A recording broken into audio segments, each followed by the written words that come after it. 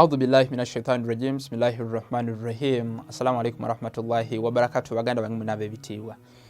Wano wali wabuuza ekibuuzo nti wano nga bateekako omusika nfuna bulungi waliwo amafumo ge bakwata ne bawa abasikira kati nga omusika taata maybe afudde mu family ne bamuwa effumo, then waliwo ayitibwa Lubuga ne bamuwa like akaso, then ne bamuwa maybe Olubugo okitegeera ono omusika, then ne babawa sometimes ebintu byenjawulo akatebe ak'okutuulako n'ebintu ebirala. Yambuuza n'agamba nti abawahabu abasalafu bakivumirira era bakiyita shirik oba bidia. N'agamba nti obusiraamu bukyogerako ki? Nsaba nfuna bulungi muganda ngo wekitiibwa. Twagamba nti Allah subhanahu wa ta'ala atugamba mu Quran mu Surah Al-Hujurat aya 13 nti yalutondamu amawanga ag'enjawulo nfuna bulungi n'obuwangwa obw'enjawulo litaarafu okubeera nga tusobola okubeera nga tukola ki tumanyagana, okubeera nga tusobola okubeera nga twetegeera nfuna bulungi ng'otegeera nti ono wawano ono agwa mu kika bwekiti, ono wa kika bwekiti, ono muganda, ono musoga bw'atyo nfuna bulungi. Awo nga tweyongerayo ne tugamba nti obuwangwa Nabi Muhammad nga azze nga Katonda amaze omusindika yasangawo abantu nga balina obuwangwa obw'enjawulo nfuna bulungi muganda wange. Obuwangwa obumu bwali totally nga tebukwatagana na busiraamu, kati ng'okutta abaana b'obuwala n'abugaana n'obusiraamu ne bubugaana. Obuwangwa obulala nga bulimu haramu ne halali, nga bulimu ebikkirizibwa n'ebitakkirizibwa. Okulambula enju ya Allah subhanahu wa ta'ala Kaaba kikolwa kirungi, naye bano abantu mu jahiliya bakikolanga nga bamikisinzeemu haramu, nga bagenda okulambula enju ya Allah tebambala ngoye, bayimba ennyimba eziwemula n'ebirala. Nabbi n'abagaana bino byonna n'abagamba nti wemba mwagala okulambula mulambule naye nga mutendereza Allah subhanahu wa ta'ala ate nga mumaze okukkiriza. Ofuna bulungi. Oba ekyokulabirako ekirala nti yabasanga nga abamu ebyennyanja bagenda ne babireeta okuva mu nnyanja babiriiramu n'ebyenda. N'agamba nti ebyenda bino mubijjemu mulye eno ennyama esigadde. Onfuna bulungi.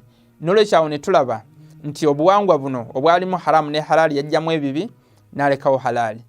Obuwangwa obulala n'abusanga nga buli halali nga bukkirizibwa mu busiraamu, yasanga nga abantu bano nga beekolamu omulimu. Onfuna bulungi. Nga munna bw'afuna ekizibu bamukwatirako, obwo obuwangwa bubeera bulungi. Onfuna bulungi. Obuwangwa bubeera bulungi obwo. Kati n'olwekyo si buli buwangwa nti buli haramu kyengezaako okubeera nga nkola ki ngamba. Bwe tuba tuzeeyo ku kibuuzo, amafumo gano waaki gaweebwa omuntu ono agenda okusikira? Kye kibuuzo. Nfuna bulungi. Waaki gandibadde gaweebwa? Gaweebwa omuntu ono okulaga nti agenda kubeera nga akuuma banne, kye kitegeeza. Kati nga gobeera ne flag nga mulimu ekisolo mu flag ya Uganda, nga mulimu ekisolo nga kiyimidde nga kitunudde mu maaso, kiraga nti Uganda moving egenda mu maaso.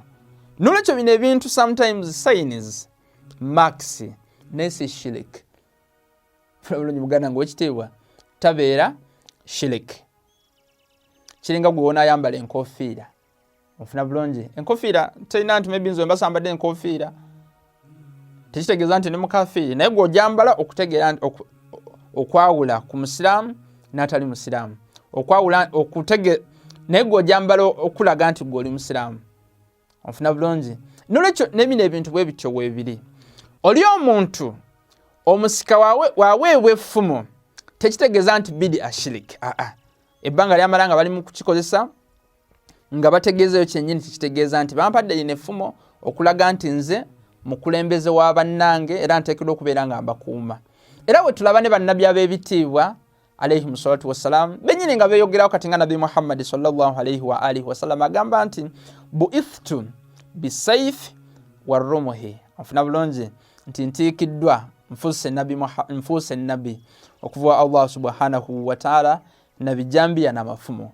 Okitegeera. N'ekyo nkola y'abannabbi. Era tukiraba mu Surah Al-Hadid aya 25 Allah subhanahu wa ta'ala agamba nti bino ebyuma n'ebirala birimu emigaso.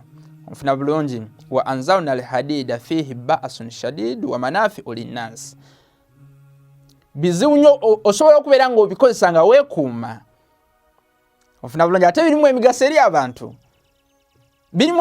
eri abantu teri gavumenti esobola kubeerawo nga terina security minister of defense ne Nabi Muhammad tumulaba nga abeera ne Abu Talib okola nga minister of defense n'olwekyo omuntu bamuwa effumo kitegeeza nti just alaga security okukuuma banne naye tekitegeeza nti shiriki nga wetulabe mu Suratul Hadid aya 25 nti bino ebyuma bibeeramu emigaso nga tweyongeddeyo waliwo ayitibwa Lubuga omukyala ayambako munne omusika ono omulenzi okubeera nga alamula banne nga maybe taata waabwe afudde onfuna bulungi ono omukyala ayambako muganda w'omulenzi gwe bayita Lubuga onfuna bulungi Lubuga ono okumuteekawo era tekitegeeza nti maybe haramu oba kiki twagala ba mu Qur'an ey'ekitiibwa Allah subhanahu wa ta'ala nga atugamba mu Surati Tauba ya 71 nti abasajja abakkiriza n'abakyala buli omu mukwano gwa munne buli omu ayambako munne okugamba abantu okola emirimu emirungi era wayanhawna anil munkar ne beziiza okola emirimu emibi n'olwekyo Lubuga okubeerawo naye agenda kuyambako munne omusika okubeera nga balamula bannaabwe bulungi era in case bakikoze kijja kuyambako okukuuma oluganda luno Katonda lwakubiriza mu Qur'an nti luleetera Katonda nti lumekinga ne Katonda okusaasira bannaabwe onfuna bulungi nti luleetera Katonda okubeera nga abasaasira n'olwekyo ebbanga lyomala nga waliwo Olubuga mummwe tekitegeeza nti bid'a era bwe mba mukikoze nga mulamula bannammwe bulungi ulaika sayarhamuhumullah bimwe abantu onfuna bulungi Katonda basaasira nga etwalaba mu Surati Tauba ya 7 era ne tukiraba nti ne Imam Hussein babeere Karbala ne ba Zainab okubeera nga basobola okubeera nga bayimirizaawo eddiini y'Obusiraamu okulwanyisa bana abalabe b'Obusiraamu ba Yazid ibn Muawiya tulaba Imam Ali alayhi salatu wassalam ne Fatima Zahra alayhi salam nga Fatima ayimirira naye kutuba ze Fadak mugende muzisome nti Imam Ali bwe bamutwalako obwa khalifa onfuna bulungi Fatima yayimirira onfuna bulungi n'alamula n'agamba nti mwerabidde endagaano ya Nabi eyegadira khummi inni tariku fikum thakalaini kitaba Allah wa itrati obulame bwa Nabi mubwerabidde nti abalesemu ebizito bibiri Qur'an n'abantu be nga etwalaba mu Sahih Muslim volume ey'okubiri page 238 bwatyo onfuna bulungi n'olwekyo Olubuga wabeerawo ayambako munne okutambuza emirimu ejja famire okubeera nga abantu tebegwamu mu malaka okubeera nga betugumbula n'ebirala era ne tulaba ne Nabi waffe w'ekitiibwa ne mama waffe Khadija ofuna bulungi nti la ulama Khadija wa Saif Amir al-Mu'minin ma kama al-Islam singati yali mali ya Khadija ne kiso kya Amir al-Mu'minin Obusiraamu tebwandiyimiriddewo kyetwagalawo nti Lubuga ono Khadija ayambako Nabi okutambuza Obusiraamu kati ngono nono Lubuga wayambako munne ono omusika omusajja okubeera nga balamula bannaabwe bulungi wano waliwo nekiyitibwa baka close ofuna bulungi olubugo oluweebwa omusika n'alwambala terutegeeza nti maybe shirik alutegeeza nti ono yalina engoye entuufu y'omusika omutuufu ayawukana ku banne nga bwe tulaba Imam Hussein alayhi salatu wassalam wagenda e Karbala engoye zabeeramu okulaga abantu nti tagenzeeyo ku lulwe nti agenzeeyo kunula Busiraamu ayambala ekitambaala kya Nabi Muhammad sallallahu alayhi wa alihi wasallam genda musome tarikh ofuna bulungi ayambala ofuna bulungi Amir al-Mu'minin Ali ibn Abi Talib wabeera mu ntalo ngeze Siffin ezena Harawain ayambala kitambala kya Nabi Muhammad n'ekiso kya Nabi Muhammad kyakwata n'olwekyo bino tebitegeeza nti maybe shirik abitegeeza nti ono y'omukulembeze omutuufu waliwo wano like n'obuso obuweebwa Lubuga butegeeza nti ono omuwala agenda kubeera nga asaavinganga banne emmere ofuna bulungi kuba olugenda enjala terudda n'olwekyo tekitegeeza nti yabeera bid'a oba shirik webamuwa akaso yagenda ogendanga emmanju aleete ettooke afumbire banne n'olwekyo obuwangwa butuufu Katonda abukubiriza nga bwe tulabye nti Katonda atutonda mu mawanga ag'enjawulo n'obona tuteekamu n'obuwangwa obw'enjawulo mu Surati Al-Hujurat aya 13 litaarafu okubeera nga tusobola okwetegeera era bino byonna tubiraba ebyo kati n'okuwoona akatebe nti omusika onfuna bulungi anaatuulanga n'alyoka alamula banne kuba okutuula buwangwa bulungi mu Baganda ne mu Basoga. Nolwekyo tebitegeeza nti shiriki. Ofuna bulungi wamebi bamuwa ekibbo ono Olubuga kyagenda okujjanga leetemu lumonde amatooke afumbire banne. Obwo buwangwa bulungi mu Baganda ne mu Basoga. Bulungi nnyo actually. Nolwekyo tebitegeeza bidia nga bano abagamba nti buli kimu bidia n'ebirala. Kuba tulina okugisoma nga twetegereza.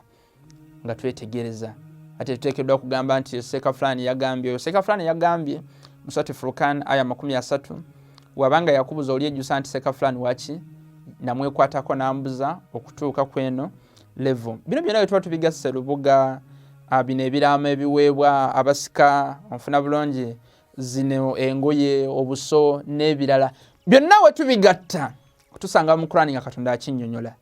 Talut ajja okubeera nga ataasa nabbi eyajja nga Nabbi Musa alayhi salatu wassalamu amaze okuvaawo.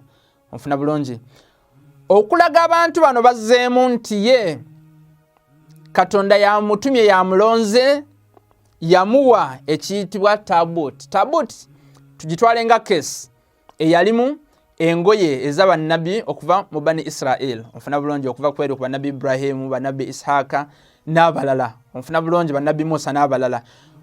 Kesi eno yalimu ebintu by'enjawulo. Mwalimu ebiso byabwe, mwalimu engoye zaabwe, mwalimu ebiraamu byabwe n'ebirala. Onfuna bulungi bino byonna biraga nti we tubikola omuntu n'abeera nabyo ng'omusika w'omuntu omukulembeze tebeera bidia. Surati Al-Baqara aya 247 paka 248 osobola okubeera nga osomawo. Nolwekyo gwe omusomo gwaffe mu bufunze si buli buwangwa nti buli bidia nga we tulabye. Nsaba akafunyo obeere ng'osharingira omulala. Wassalamu alaikum warahmatullahi wabarakatuhu.